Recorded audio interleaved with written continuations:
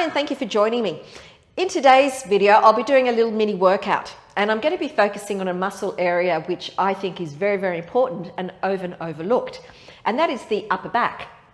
So we're talking about quite a few muscles in this area: our deeper spinal muscles, our rhomboids, which attach from our spine to our shoulder blades, our trapezius muscle, which is quite a large sort of diamond-shaped muscle over the top, and a few others in there as well. And the reason I find that these muscles are quite important is twofold. Firstly, due to modern lifestyle, that forward hunch that we get either because of what we do on a day-to-day basis or aging, we tend to be quite hunched over.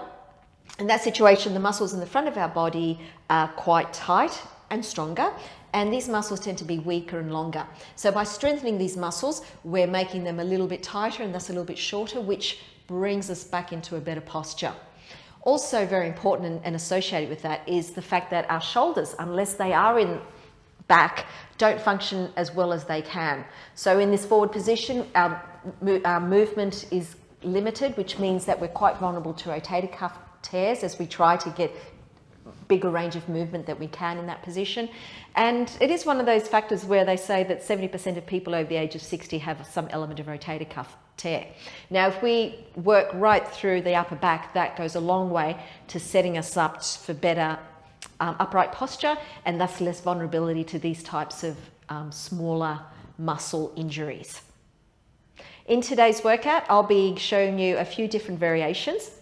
The first one is more of a Pilates-centric exercise where we're just using our own body resistance to work through that area, and a really nice foundational exercise for this. But then I will show you how you can add resistance in different ways to take that exercise to the next level, make it a bit more challenging.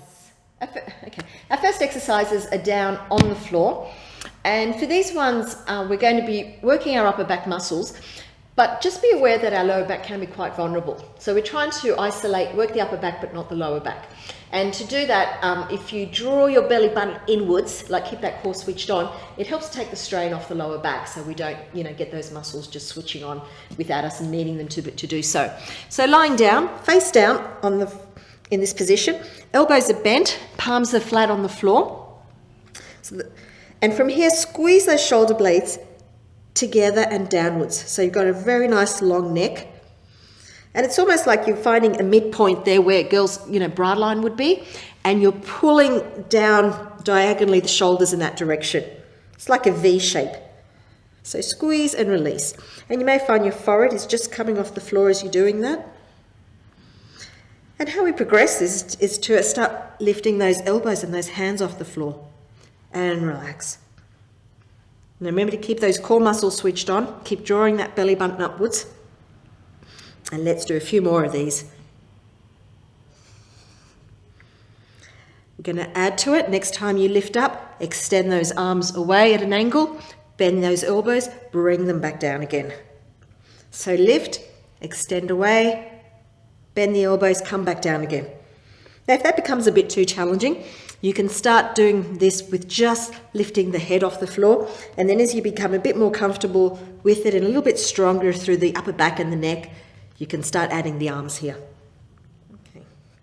Now if it's very uncomfortable to be in that lying down position, you can also do this exercise sort of sitting down either on a chair or just down in this sort of seated position and bringing yourself into a forward lean. Now just bear in mind what I said before, the lower back is very exposed. As soon as we put an angle in our body in whatever movement, our lower back muscles have to work a little bit harder to stabilize us there. So just make sure you're drawing that belly button in to protect yourself as you're doing it. So in this position, we can just keep those arms down. So squeeze those shoulder blades back and then relax. So squeeze them back and relax. So this is something that you can do anywhere, and the nice thing about this is that you're really drawing those shoulder blades closer to each other, getting all those muscles to work, and then relax them. How we can make this a little bit more challenging is to add some weights, and I just happen to have just some light weights here. So from this position, rotating from the shoulder, so palms are facing down and then facing up. Facing down and then up. So I would suggest starting this with about half kilos, and then as you get stronger with it, going into 1s and maybe even 2 kilos doing this. Our next exercise is what we call a row, and we're going to do that with the resistance band. So for this, you do need something to attach your resistance band to. And if you have a railing like this somewhere, that's great. If not, a doorknob. Key important thing is to actually set your band up in such a way that you're not going to have one side sliding and being longer than the other. So both ends of it are equidistant, and if they're not, just making sure that you're adjusting with your hands so that you've got the same tension happening at the same, on each side. So from here, looking directly forward at where your band is attached, bring those shoulders down and back to start with. Core is switched on, feet about hip distance apart, or you can have one foot in front of the other. It's up to you. And from here, pushing those elbows back directly behind you. So it's like you're sliding just past your waist each time. You're keeping those arms very close to your body. Make sure that your palms are facing each other as you're doing this. So I like to do the Fonzie, the thumbs up, to make sure that my palms are sort of inward facing each time.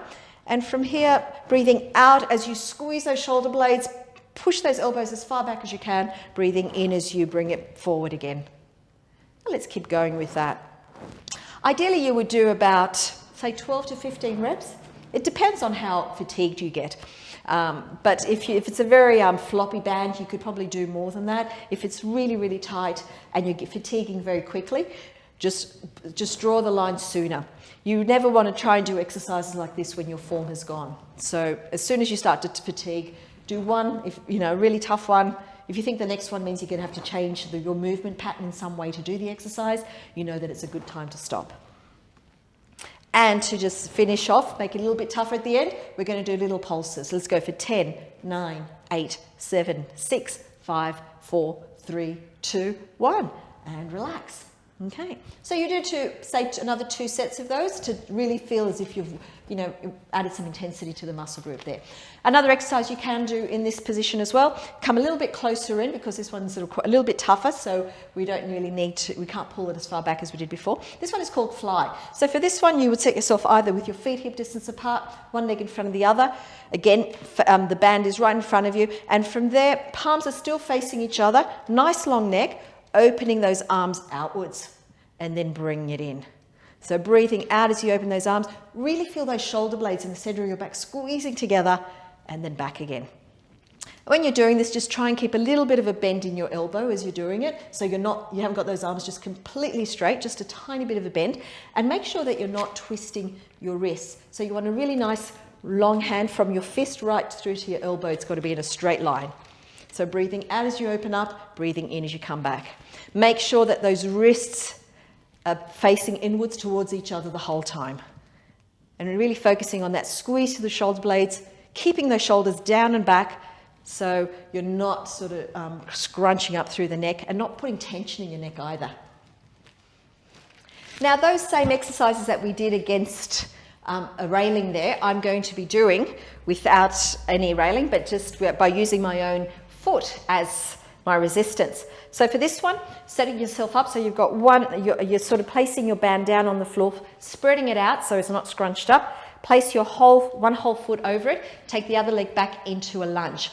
So making sure that you're not letting those hips rotate, because once you start to roll backwards, you've lost your form completely. So you're getting a double bonus with this one. You're working the whole lower part of the body and the back as well. Now make sure when you're doing this that you're keeping that core engaged. Press that belly button in. Remember, our back is at an angle now, so already our lower back is under a little bit of stress. So we've just got to make sure that we're protecting it the whole time we're doing this. Shoulders are down and back. Adjust the tension as you need to. Palms are still facing each other. Core is switched on, shoulders back, and from there, point those elbows backwards and down. So breathing out as you do the row back, breathing in as you relax it. And just listen to your body. This is a little bit easy for me, so I might just add a bit more tension there. Really pull those elbows back and bring it in. Keep those arms close to your body so you're not letting the elbows go out at all. It's like you're just sliding past your waist each time.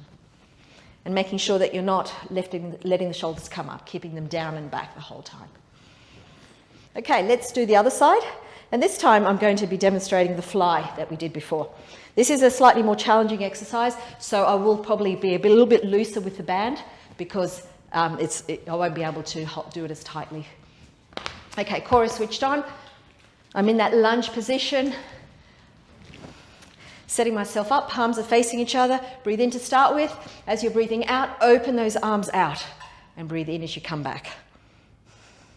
So it's like I'm lifting a wingspan, making sure you're keeping those wrists nice and long so you're not kinking the wrists. Also quite important for wrist strength. And let's keep going with this one. Trying to keep a little bit of a bend in the elbows. Keep that neck nice and long. Breathing out as you open up, breathing in as you come back in. Our final exercise that I'll be showing you is a row with a dumbbell. And this is an area where you can actually go a little bit heavier with the dumbbells than you can with many other exercises we do, because we do have quite a lot of strength in our back in this position, particularly if we're in a position like this on a bench where we've got both, 2 contact points down. You can also do this exercise off the edge of the bench where you're just doing a row, but in this position, again, your lower back is having to work a lot harder, so just make sure you've always got those core muscles switched on to help you. So for this one, I'm going to set myself up. My wrists are directly below my shoulders, knees are right just somewhere underneath my hips in that area, making sure I've got a nice flat back and that my shoulder is set back. It's very important at all times that the shoulder is in that position and we're not letting it drop. So even at every stage of this exercise, the shoulder is set back, nice long neck. And from here, breathe in to start with. As you're breathing out, bend that elbow, keep it nice and close to your body. As you go up, breathe in as you come back down. Breathing out as you take it up, breathing in as you come back down. Now let's keep going.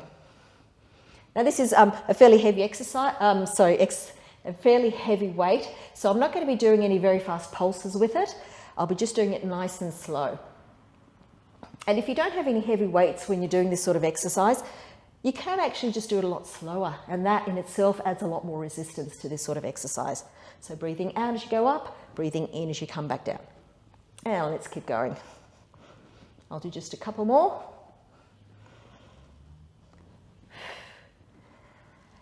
And let's do one more because we can. And bring that down. And then I would just go over to the other side and repeat the same exercise here. Leave that at that. So I hope that showed you a few variations on how you can actually isolate and work through the upper back muscles. Please let me know what you think, whether you enjoyed this, whether it's something that you can see yourself adapting to with what props you've got at home.